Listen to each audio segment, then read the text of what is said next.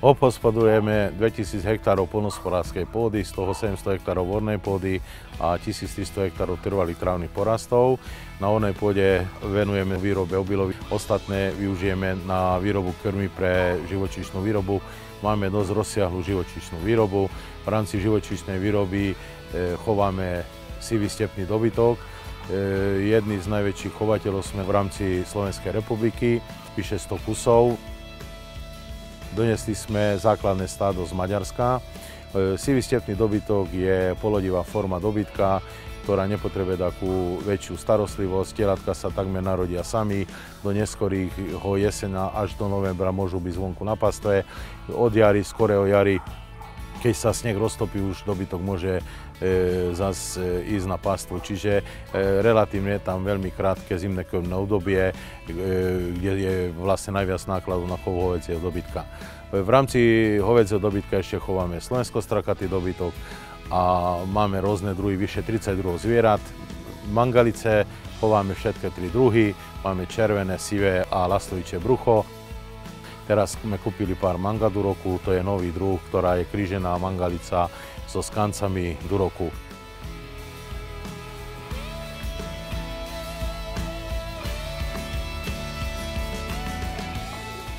Máme 24 koní, máme rôzne hrabavú a vodnú hydinu, máme ešte ovce, kozy, ktoré chováme v rámci družstva. Z oviec tiež chováme valašky, merina, oskanské merina, slovenské merina, racky, čierne aj svetlé. Máme kozy, z kôz chováme kozu krátkosrstú bielu a máme pár kusov zakorpatenú holandskú.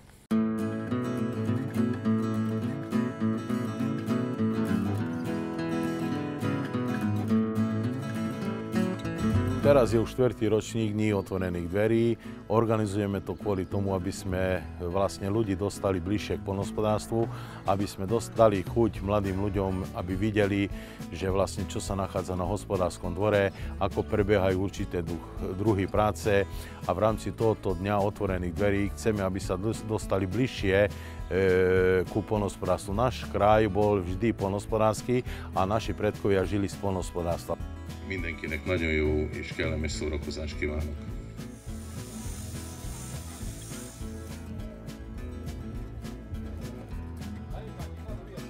Cigája sa zvyká strihať aj 2 raz.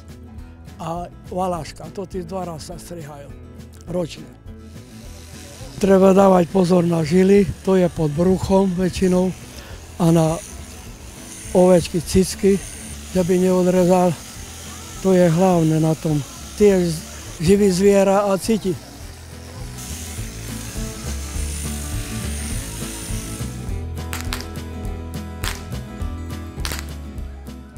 Akik igazi csikós emberek voltak, akik mit tudom én, több 100 lovat őriztek Ménesben. Hát az már mostan azért egyre ritkább helyen van, ahol ménest őriznek a csikósok. Ugye átlagban azért már villanypásztorban vannak, meg megoldják legelőn, már úgy, hogy a legelők fel vannak villanypásztorozva, és ugye nem őrzik őket. Jó, hát most Hortobágyon is lett olyan része, hogy őrzik a ménest azért, hogy a vendégek lássák, hogy igenis vannak még olyan csikósok, akik őrzik a lovakat. Úgy volt a lényeg az, hogy ültette a kutyáját az egyik illető, és azt mondta, hogy a csikós azt mondta, hogy ő is meg tudja ezt a lóval csinálni.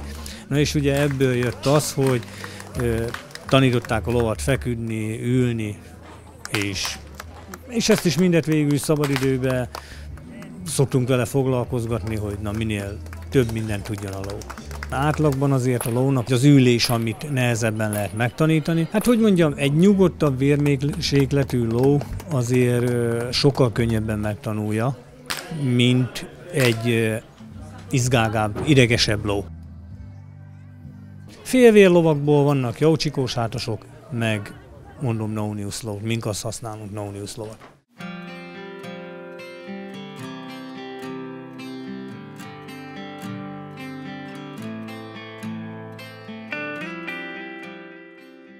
Toto muzeum sme urobili kvôli tomu, aby naše deti a budúca generácia vlastne vedela, ako žili ich predkovia, aký mali ťažký život, s čím zarábali na seba, na chleba, s čím vyrábali rôzne produkty.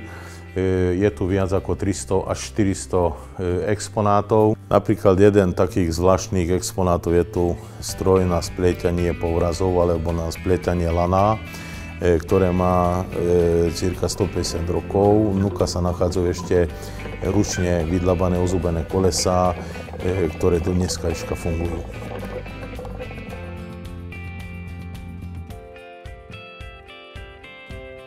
Tu vidíte pilu na vyrezávanie ľadu a vedľa vidíte rôzne náradie, ktoré sami doma vyrábali počas zimy. Máme tu koč vyberača dane, ktorý má zhruba 130 rokov. Vedľa vidíte stôl, pri ktorom sedel v roku 1945 Leonid Iljič Brežnev, ktorý bol politrukom 18. ukrajinskej armády 4. ukrajinského frontu. Týždeň bol vo Veľkých Raškovciach.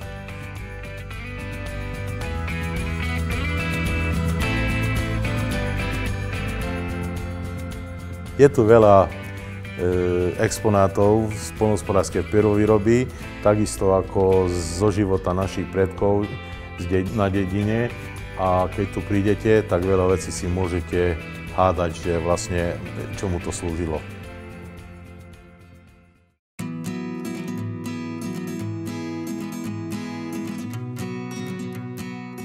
Jedným z domácich produktov je aj maslo, ktoré sa vyrába z kyslutého mlieka, zo smotany. To maslo má inú chuť, ako má maslo, ktoré je priemyselne vyrábané v mliekárniach. Je to maslo, do ktorého sa nedávajú žiadne primesy, žiadne stabilizátory ani konzervačné látky. Ľudia, ktorí raz ochutnajú domáce maslo, pochopia, aký je rozdiel medzi maslom domácim a maslom vyrábaným vo veľkovýrobe. To domáce maslo má svoju špecifickú chuť, svoju špecifickú vôňu a je oveľa chutnejšie, je v ňom oveľa viacej tučnosti ako v priemyselne vyrábanom masle. Ľudia už na takéto maslo zabudli, ale čo sa týka týchto dní otvorených dverí, aj my sa snažíme to maslo ľuďom trošku ukázať, dať im ochutnať, aby vedeli, aký je rozdiel medzi tým maslom klasickým, ktoré si kúpia v obchode, a maslom, ktoré my im tu dneska ponúkame. Niektoré poľnohospodárske podniky majú tzv. Predaje domáceho mlieka z dvora, alebo majú na to mliečne automaty. To mlieko nie je upravené, je priamo od kravičiek, takže kto má záujem, môže si kúpiť mlieko v tých mliečnych automatov a doma si to vyskúšať. Potrebuje na to aj príslušné nejaké zariadenie, napríklad mixer alebo tzv. Pozemplinsky povedané mucálku. Takže z tohoto domáceho mlieka zo smotany si dokáže vyrobiť také isté chutné maslo ako my. Kto by nevedel postup, tak určite staré babky ešte to ovládajú, takže treba sa ich spýtať.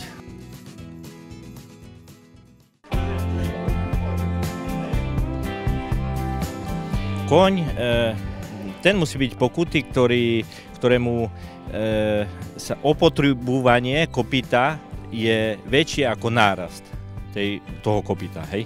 Tak tým pádom by sa mal, lebo už potom nemôže chodiť, môže nejaký otlak dostať, môže okrývať. Hej.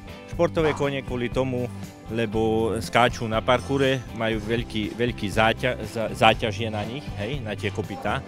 Aj proti šmíku dávajú sa tam určité hroty, nejaké tie háky o zuby takzvané, aby sa nešmíkal. Hej. Keď ide, sa odráža pred skokom alebo tie dostihové na tom teréne, hej, na tej tráve. Každý druh športu alebo každý druh koňa má určitú podkovu. Dostihové kone majú ľahké, odľahčené hliníkové podkovy. Ťažné majú hrubšie, lebo sú ťažšie, aby tú podkovu nezlamali, neohli pri práce v lese. No a tie westernové kone majú zase podkovy také, aby sa ako western pri slajdovaní, pri zastavovaní sa musia šmíkať. Čím ďalej sa došmíkne, tým je to lepšie. Podkovu treba pripasovať ku kopitu a nie kopito ku podkove, lebo veľa kovačov pasuje kopito ku podkove. Hej, podkova sa nahreje vo výhni, ktorá je mekúčka, dá sa ľahšie ohýbať, hej, tým pádom sa lepšie prirovná, pripáli sa ku kopitu, aby pekne sedelo na kopite a s tými klincami už sa len zanituje, hej, ako pridrží. Ten klinec musí presne ísť tam, kde má, aby neišiel do živého, aby ko neokrýval hneď na druhý deň, alebo nejaký problém nenastal, hej. To je treba veľmi dávať veľký pozor. Treba sa slušne správať ku koňom, treba rozumieť koňom. Každý koň je inakší ako človek, hej? Každý má inakší charakter.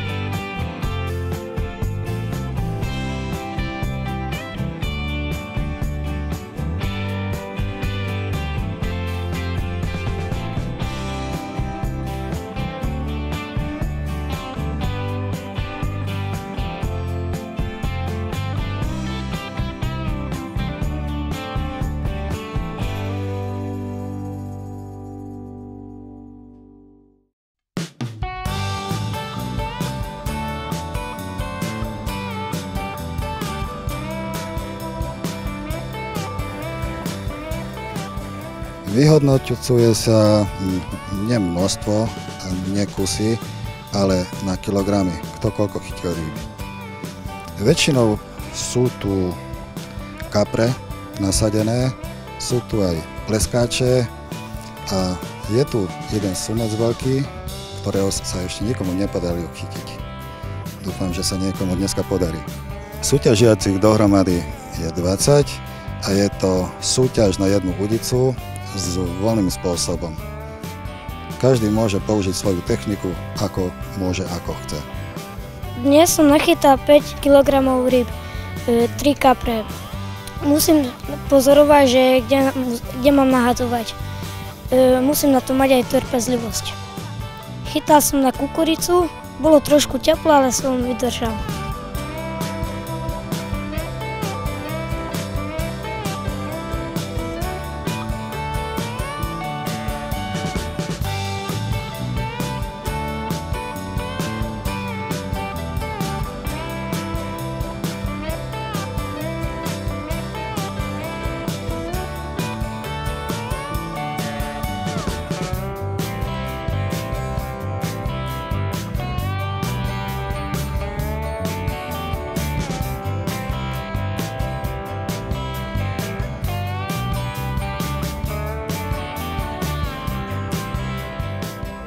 By som chcel poďakovať za pozvanie, už vďaka už za 4. pozvanie, lebo to je, myslím, že 4. ročník a na každom jednom sme boli. Chlapci hrajú aj za futbalový klub, ale sú aj zamestnaní u nás, že v dedine v Gerlachove, takže prvý ročník, myslím, že sme boli prvý, potom sme boli dvakrát druhý a teraz sme boli prvý zase, že podarilo sa nám vyhrať, takže vďaka.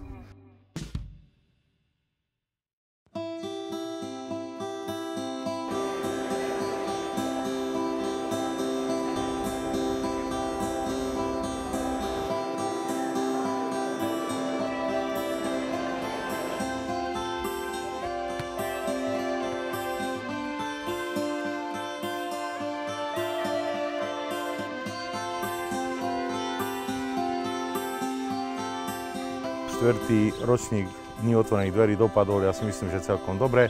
Počasie nám prijalo, mali sme 33-35 stupňov, bolo cirka okolo 1000 ľudí, program bol bohatý, zatiaľ každý len chválil, každý sa dobre cítil a dúfam, že sa stretneme zás o rok, posledný júnový alebo 1. júlový týždeň.